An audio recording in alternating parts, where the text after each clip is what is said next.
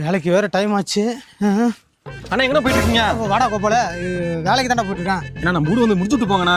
வரேன்டா. நான் ஊண்டு படி தானே முடிச்சுட்டு போனேன். வேற கல்யாணம் ஃபிக்ஸ் ஆகிடுதுண்ணா. தெரியுது, ஒரு 2 நாள் கழிச்சு வரேன்.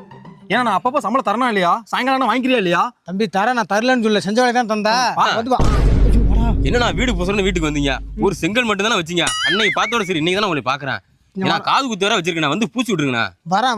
ஒரு எப்பண்ணா 2 வரீங்க? நாள் கழிச்சு வரேன். 2 நாள் ஆகும். 2 நாள் ஆகும். தம்பி உங்ககிட்ட வந்திருக்காரா? உங்ககிட்ட வந்திருக்காரண்ணா? ஆமாண்டா தம்பி, என்னடா பண்றது? அன்னைக்கு வந்த ஒரே ஒரு தான் வச்சு பூசினேன். அட்வான்ஸ் 10,000 வாங்கினே இல்லையா? வாங்கினேன். தம்பி உன் வீட்டுக்கு வந்திருக்காரடா? உங்க வீட்டுக்கார வந்தாரா? எத்தனை வீட்டுல இந்த மாதிரி கையை வச்சிருக்காருன்னு தெரியலையே. இப்ப எங்க போறீங்க? எங்கதானே போறீங்க? தப்பா எடுத்துக்காதீங்க. உங்க எல்லா வீட்டுக்கும் நான் வந்திருக்கேன். வேலை பாதியில நிக்கிதான், நான் ஒத்துக்கிறேன். ஆனா இப்போ வந்து நான் கோபி வீட்டுக்கு போயிட்டு இருக்கேன். அவன் வீட்டுல கையை வச்சுட்டு போகாம இருந்தா நல்லா இருக்காது. இந்த மாதிரி கொத்தனார் இருக்கிறதால தான் நல்ல நாள் கொத்தனார்லாம் பாதிக்க